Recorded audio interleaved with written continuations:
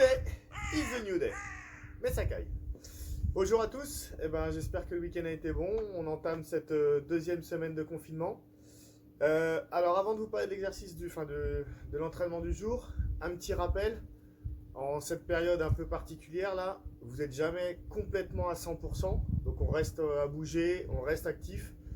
D'ailleurs la condition physique c'est le meilleur moyen pour booster son système immunitaire. Mais on ne se met pas complètement dans le rouge. Donc on travaille toujours à se garder une petite marge. Et si on sent un jour qu'on est fatigué, ce jour-là, on ne s'entraîne pas. On fait juste des choses genre du gainage ou de la mobilité. Et on passera à quelque chose d'un petit peu plus intense et intensif le jour d'après, ou 24 heures ou 48 heures après. Ok? C'est parti, let's go! Donc maintenant, vous avez l'habitude, lorsqu'on se retrouve là maintenant, c'est que vous avez déjà fait l'échauffement généralisé. J'y reviens pas. Juste pour l'échauffement spécifique, aujourd'hui, on va faire 9 man cross.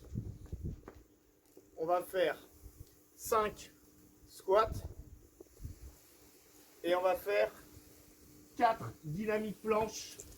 Donc je suis sur les mains, je descends sur les genoux, je remonte sur les mains. Ça fait 1. De l'autre côté, 2, 3 et 4. Donc 9 man cross, 5 squats, 4 planches dynamiques et on fait 3 tours comme d'habitude. Ensuite, on voit le one, c'est parti. Alors, le Metcon du jour, un petit format particulier puisqu'on va faire un AMRAP, autant de répétitions que possible. Vous allez voir comment sur une première partie. Et ensuite, on va faire la même chose, mais en descendant et en fort time. Je vous explique tout, pas de panique. Comme d'habitude, avant de vous détailler le Metcon, je vous montre les mouvements. On en fait 2 aujourd'hui. On reprend notre sac ou notre pack d'eau et on va faire des front squats. Donc je garde le sac contre moi, pied, largeur des épaules, je sens la poitrine, j'envoie les fesses dans les talons et je me redresse. D'accord ? Front squat. Je rappelle aussi une petite chose. Le but du jeu sur le front squat, c'est de descendre les fesses sous les genoux. Ici. Ok ? Et rester, sortir la poitrine, pas se creuser en avant. Si jamais, quand vous descendez en squat profond, vous sentez que vos talons décollent, que vos genoux rentrent à l'intérieur, ou que votre dos s'enroule, c'est pas grave. On descend un peu moins bas. Ok ? On s'arrête ici. Là. Si ça suffit, tant qu'ici vous êtes bien placé au niveau du dos, les genoux vers l'extérieur, poids sur les talons, on s'arrête si on ne peut pas descendre plus bas. Petite astuce aussi, on peut surélever les talons. Là par exemple, moi j'ai une petite dalle, mais on met des cales dessous, par exemple 2 livres. Hop, on met les talons sur les livres et on descend. Ok, ça sera plus facile. Donc soit on peut surélever les talons, soit si on n'y arrive pas à descendre complètement en squat profond, pas de souci, on s'arrête à la perpendiculaire. Petite parenthèse sur le squat. Si quand vous faites votre squat, vous emmenez trop souvent les épaules vers l'avant, un petit truc pour le corriger, on se met face à un mur, à une bonne distance, ici, bras levés, et quand je descends, mes mains ne doivent pas toucher le mur. Et au fur et à mesure, j'essaie de me rapprocher du mur. Ok ? Ça va m'obliger à garder mon torse droit. Donc ça, on peut en faire une petite dizaine au début de chaque séance, histoire de se familiariser avec le mouvement et de corriger sa posture. Deuxième exercice, toujours avec mon sac.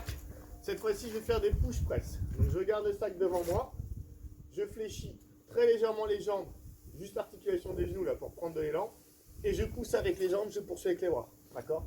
Ici. 1, 2, je vous montre de profil. Ici, 1, 2, 3, et ainsi de suite. Ok ? Comme d'habitude, là j'ai un objet dans les mains un peu plus volumineux. Donc si je ne peux pas être complètement à la perpendiculaire au niveau de l'objet, légèrement en avant, mais pas trop. Ok ? Donc les 2 mouvements. D'abord, front squat avec la charge dans les mains. Deuxième mouvement, push press. Ok. Donc ça, c'était les 2 mouvements principaux. Parce qu'il y en a quand même un petit troisième. On va faire des down-up, on en a déjà fait. Donc, je mets les mains au sol, je jette les jambes et je reviens. Juste, je pense à rester bien gainé et pas creuser mon dos. Je reste ici, les fesses hautes, abdos serrés, fesses serrées, et je reviens. Ok, qu'est-ce qu'on va faire de tout ça? On va commencer par un AMRAP, donc autant de répétitions que possible en 4 minutes.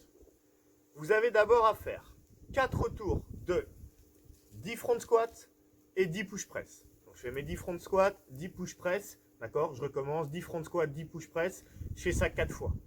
Le temps qui va rester, donc j'ai 4 minutes en tout, le temps qui va rester, normalement, vous devriez faire vos 4 tours entre 2 et 3 minutes. Donc il devrait au moins vous rester 1 minute sur les 4. Le temps qui reste, on fait autant de répétitions que possible de down up. Donc ce que vous allez compter, c'est le nombre de répétitions que vous faites de down up. Donc si par exemple, vous avez mis 3 minutes pour faire vos 4 tours, il va vous rester 1 minute. Pendant 1 minute, on fait un maximum de down up et on compte combien on a fait de down up. Le score, par exemple, j'ai fait 15 down up. Ok? Je garde ça en tête. Une fois que j'ai fait ça, je prends 4 minutes de récup. Ok? À la fin des 4 minutes, cette fois-ci, je vais faire un fort time. C'est-à-dire que je déclenche le chrono quand je commence, vous avez l'habitude, et je l'arrête quand j'ai fini. Vous commencez par faire le nombre de down-up que vous aviez fait tout à l'heure. Donc si vous en aviez fait 15 dans le temps qui vous restait, eh bien vous commencez par faire 15 down-up.